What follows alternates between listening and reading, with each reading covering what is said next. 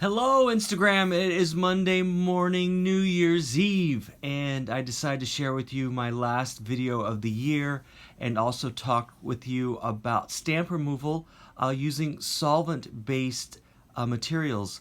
So I'm going to get to this quick so we can get right to the stamp removal, but let me show you the supplies that I have on hand at the moment. X-Acto knife, a sharp tool, tweezers, scissors, we have paper towels, we have wax paper, and then this is my secret weapon here. This is called heptane.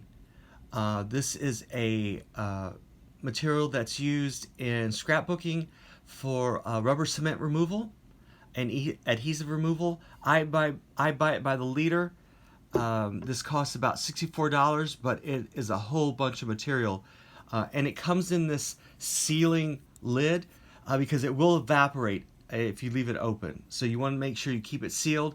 And to make it easy to use, I just pour it in one of these eyedrop containers with a lid, tight sealing, and it's just easier to use. And then what I do is at the end of each session, I pour this back into the big bottle to make sure it doesn't evaporate. It has a slight odor, but not anything that's toxic or overwhelming. You can use it in your apartment or in your room without having to worry about cross ventilation. I highly recommend it. It's the only thing I found that helps remove the self-adhesive stamps that are popular today amongst many of the different countries. So I'm going to get right to it because it show you how really easy this is.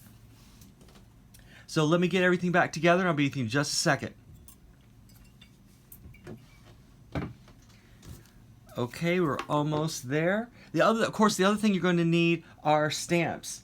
And I have a collection of stamps that I'm going to do today. But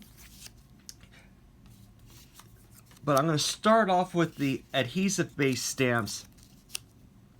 And then on these, what you do is you soak the back of the material for the best results. And then just wait a couple seconds and you're good. So I just take an eyedrop filler. As you can see where the stamp is. So that's the only area that you have to saturate. And I work on these about 3 to 5 at a time. So while one is drying and releasing, the other, I can work on the others. As you can see here, let me get this. You can actually see where the stamp is. So you know if you've covered the stamp, which is a nice, this was the first one, which was a nice thing.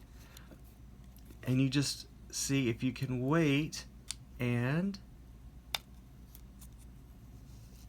there you go. That is an adhesive-based stamp. Now you can see these edges are dark, so you just want to let this air dry. Now the thing about this is it's still going to retain its adhesive. So you want to make sure that you put this on wax paper, or you can use talcum powder or something else to remove that stickiness. Because that's the problem. You can see it still has the adhesive there. Let me get my wax paper here just so that I can transfer it over. I don't mind the adhesive staying because I'm just going to re-glue these anyway.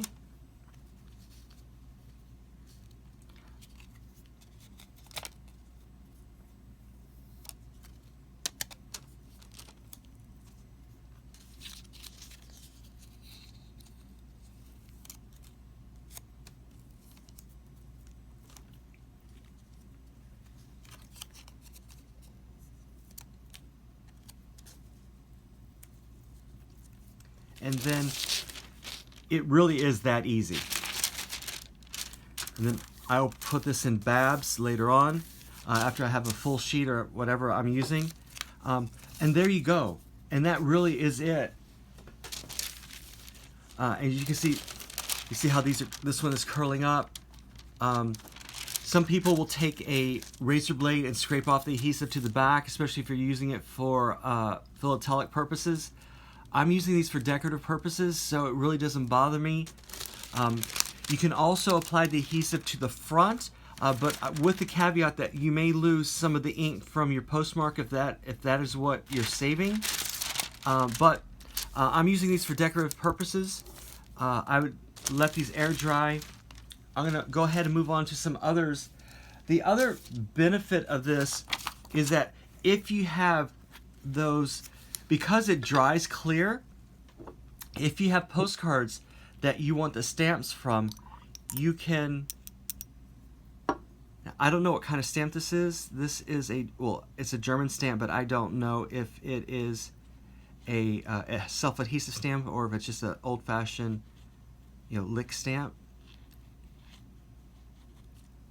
But you should be able to, after a couple of moments, lift this up.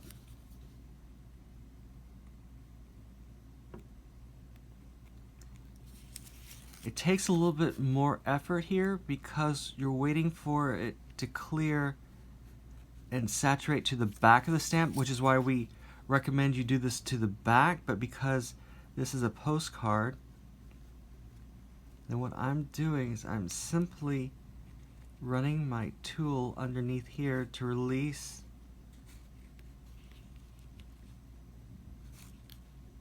the stamp.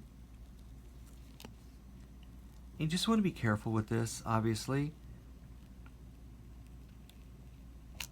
And there you go. So there's the stamp. You can see it's still a little wet. You can see a little of the shimmer of the adhesive there. And then this will dry. And you can put this, and I'll show this back when this dries so you can see that you can put this back in whatever sleeve that you're using to save your postcards. There is still some adhesion here, so you want to take some talcum powder so it doesn't stick to other cards. I put these in clear sleeves so it really doesn't make a difference, but I'll show you this when it dries completely. I'll put that to the side, and then I would just put this on wax paper. This is a stamp that I really wanted to use, which is why I removed it from the postcard. Normally I don't remove stamps from the postcards unless it's something I really want to use, but there you go. So you can apply it to the front, which is the beauty of the system as well. I think these are stamps from Herman. The thing I like about this as well is that you can do a whole bunch at one time when you get these mass stamped pieces.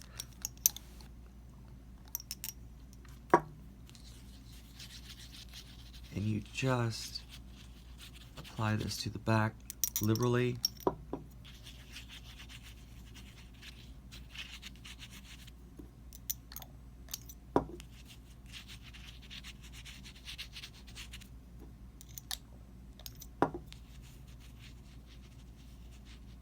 This will probably be the last one I have time for.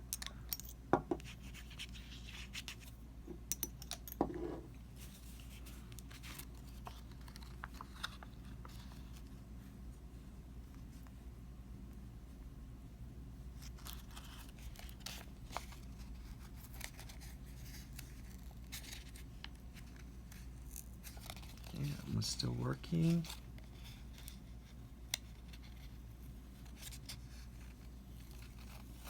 There we go, that's the first one. That one is still working. And then for some of these that are stubborn, right, you can just simply go back and add a little bit more solution.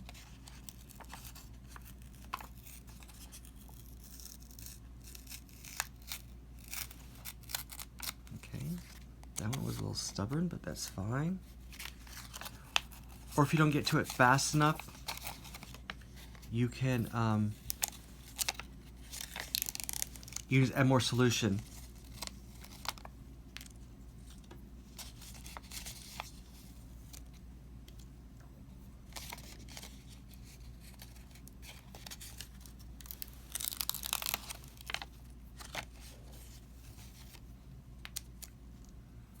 And that's all the time we're going to have for today. So thank you for following, and have a happy new year. Bye-bye.